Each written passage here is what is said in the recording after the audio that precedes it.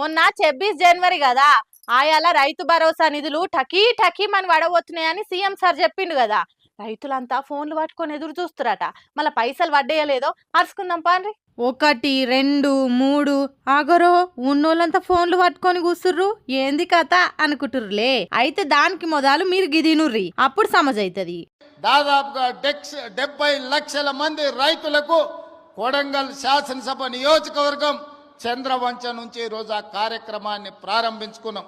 ఈరోజు జనవరి 26 బ్యాంకులకు హాలిడే ఉన్నది.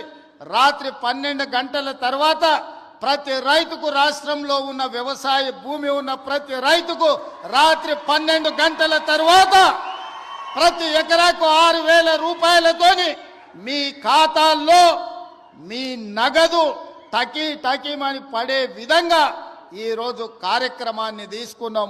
అది సంగతి. మొన్న